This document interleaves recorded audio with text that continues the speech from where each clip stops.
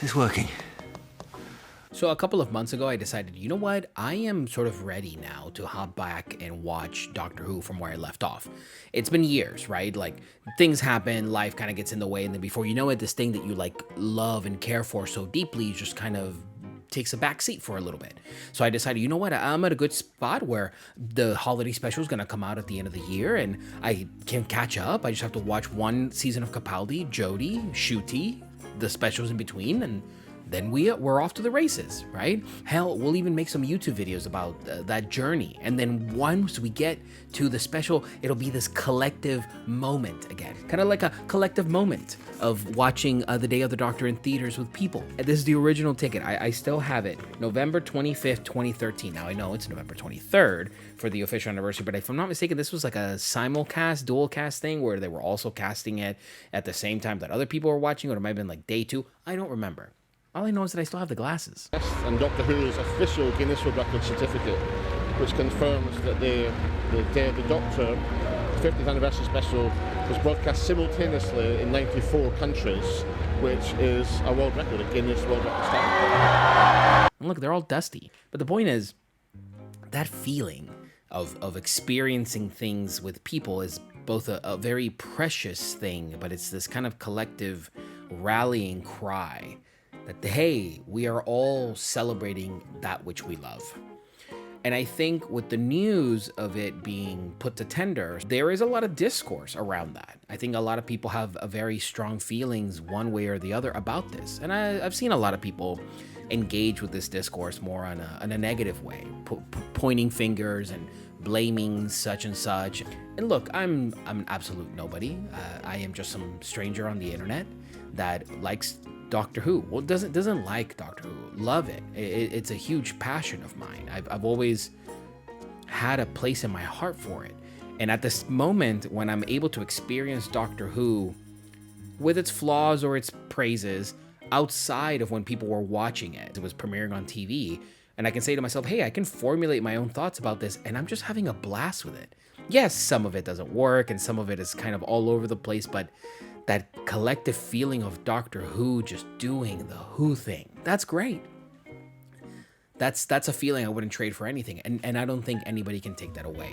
I think if we want to discuss the situation in regards to the BBC and Russell T Davies and all these kinds of things, I think we want to consider just perhaps a couple of ideas. Maybe allow me to provide some form of excitement for what is to come, provide some optimism, rather than just sort of sit and wallow in this grief and anger about things that are unfortunately sometimes out of our control. So the BBC puts out Doctor Who to tender, right? Essentially says, hey, we want other affiliates and studios and production companies and all of these other entities to pitch to us how they would want to take Doctor Who, and then we will pick them, and then we will journey off on a new adventure with them. We'll send the TARDIS in all of its glory flying again, or whatever it is that they said on their statement, right? A very polished, very perfect little statement, if you will. And then you have Russell T Davies that says, well, you know, we shot the finale with Billie Piper and we didn't know what we wanted to do with it, so it is what it is, and we don't have to even think about it anymore. So a lot of people get these confusing feelings about, like, what is the purpose of engaging with this medium and loving it so passionately if it feels so discarded, if it feels like, what's the latest trend that we can chase? What's the biggest numbers that we can chase? And let's all sort of remember one thing, and I'm not in favor of this, but it is sort of a truth. Doctor Who is a show, it's a business, it's a franchise. It needs to succeed one way or another, and it needs to keep succeeding bigger and better every single year. And for as much as we love it, and for as much as we live within this little tiny microcosm of a universe where everything within it feels like the greatest experience of our lives, but that is because we are experiencing it in this world, right? But outside of that, there is an entire universe, an entire galaxy beyond time and space. But no, like, there's an entire world, if you will, that has no idea what any of this is. Doesn't even care about it. And I'm not saying that to diminish it. I'm just saying that Doctor Who needs to constantly keep growing, keep appealing, and keep sort of trying to find a voice. And we've sort of seen that over the past couple of years. We've seen how people have responded to Capaldi. There was a lot of like a 50-50 mix. Like, I was watching those episodes live, and a lot of people were just like, this is not it. Because at the time, right, the Day of the Doctor, that was like a a mountain that went beyond the clouds, right? It was like when Doctor Who was at its biggest, because it was rewriting lore and expanding on history, and it was giving us a glimpse of the impossible, which was a new regeneration. I mean, I don't even have to give you a history lesson, right? We're all aware of what these moments are. But even after about when Capaldi was happening, people unfortunately couldn't get away from the shadow of that mountain. And they were like, I just can't get behind this anymore. And they hopped off, unfortunately. And then you get to Jodie. And look, I'm on Jodie right now. I'm about to start watching Flux. And a lot of negative discourse about Jodie. A lot of positive discourse as well. I love Jodie. I think she is a fantastic doctor. I love all the doctors. I think there is always something positive to find about every single one of them. And yes, some stories might not work and some ideas may be a little too bombastic or perhaps too mind-bending to the point where fans and the lore and other people just can't get behind them. But it's like, that's kind of the fun of it. But then other people are like, well, the lore is just too complex now and it needs to rely too heavily on its own lore. And perhaps maybe we're at a point where the BBC just wants to have a new fresh start where they say, hey, we want to ensure that the life of Doctor Who keeps going on forever.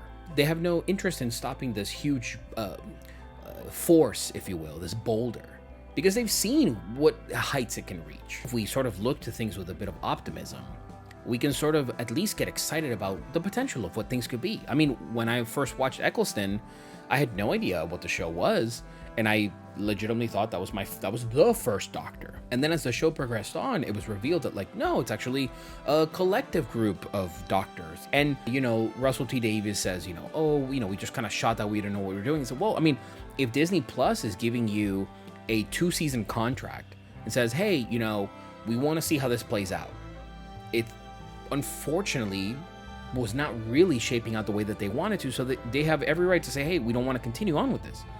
So I don't fault somebody like Russell T Davies, regardless if you like him or not, but they shoot for the moon. They do this regeneration thing where Ncuti regeneration to Billy, who is Rose, maybe Bad Wolf. I mean, who knows? I don't know. I haven't even seen it yet. But in that, it sort of leaves it open-ended for, okay, maybe if these seasons do great and we get an incredible response, then now we have a sort of a diving board that we can look at and say, okay, great, now that we're here, let's see where we jump to next, right? It's enticing because that ending was so sort of interesting to so many people. It was like, well, how are you going to pull this off? And other people see it as lazy, and other people see it as a scapegoat, right? To sort of like keep appeasing the fans. Oh, it's all inside baseball. It's all inside baseball. I just know that for me, that seems really interesting. And even if they don't reference that in whatever new iteration of Doctor Who that comes down the future, I think, or I like to think, that perhaps the BBC and whoever are involved, all of these imaginative, creative people, both behind the camera and in front of it, have the best intentions in mind, I guess. Maybe they'll play in a certain sandbox where they'll say, well, this is what we want to do with new Doctor Who. And this is how we want to shape out these stories and this character and the companions and these adventures. And this is kind of how we want to approach the future of Doctor Who. And then who knows, maybe down the line they'll say, okay, and then now we can start answering questions, and then we'll do some flashbacks, or we'll travel back to these moments, or we'll answer what these situations and these things were. Because unless you completely reboot it and say none of it exists, which is an avenue they could take, I don't think that that's an avenue that they will take, because it's the same thing when they did with Eccleston. By the time that happened, if you knew about Doctor Who, you were excited, and then you were also worried, but then it all shaped out really well. Actually, one of the greatest years of Doctor Who in the modern era, that sort of Eccleston, Tennant, Matt Smith sort of run, that all was sort of needing to find its own voice, and then within that, start then pulling from the past, and then having a beautiful dance between those two different eras. So now it's just reshaping itself in the future. And we don't know what that'll look like, right? Who knows? Who knows? The lore is rich and the lore matters. And I don't think anybody should be beholden to it. Like, I think it's fun to play with it, but I think you should also have fun with it. And when you have such a show that is so, perhaps at a certain point, so reliant on appealing to only the fans, well then very quickly, like in many franchises, you start seeing where those tears can happen, because you're only trying to appeal to your core audience. And your core audience is also here because they are interested and have seen the potential of what you can do.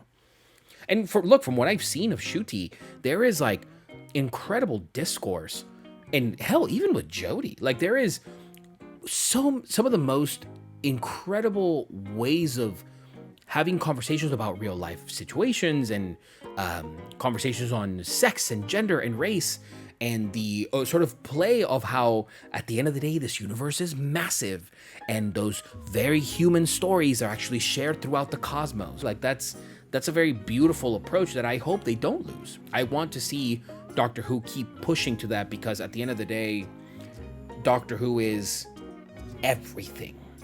It's an endless vessel because you can travel through all of time and space. So the sort of stories that you can tell can be endless and infinite, because regardless, whenever the show does return, I like to believe that those who truly love Doctor Who for what it is, this pure magic, they'll be there. And those who unfortunately cannot see past their own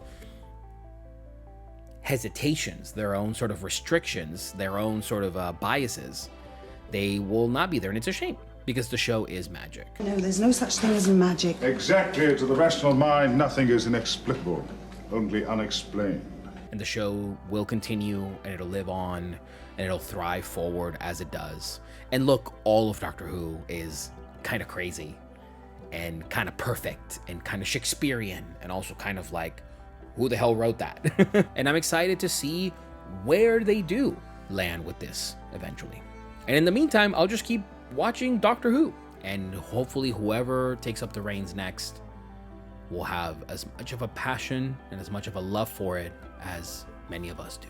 Like I was saying earlier, when I started rewatching Doctor Who, I was taking notes, because I was like, hey, I'm gonna do these videos, and these videos are still happening. You can actually check out Series 11 right over here. It's kind of like an S tier list without being an S tier list. I'm not too concerned about grading things. I'm just excited on visually seeing a path of a journey and how that journey takes us from one end to another. So yeah, you can enjoy this video right over here.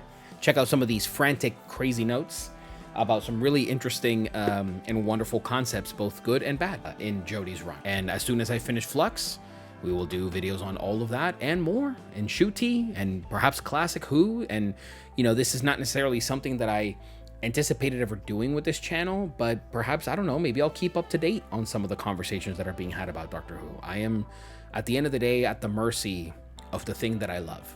And if you're excited as much as I am for the infinite future that lies ahead for us, consider subscribing. Leave a comment down below. Like this video. Let me know your thoughts about this entire situation. Hopefully I communicated perhaps clearly. There is a heart there with a passion that I am very interested in engaging with. And I hope you are too. So with that said, thank you so much for watching, guys. And I will see you on the next video. And like I said again, you can check out Series 11 video right over here. And very soon, I'll have Series 12. Bye-bye. We're going to freeze Gallifrey in a single moment in time. You know, like those stasis cubes? Single moment in time held in a parallel pocket universe. Except we're going to do it to a whole planet. And all the people on it.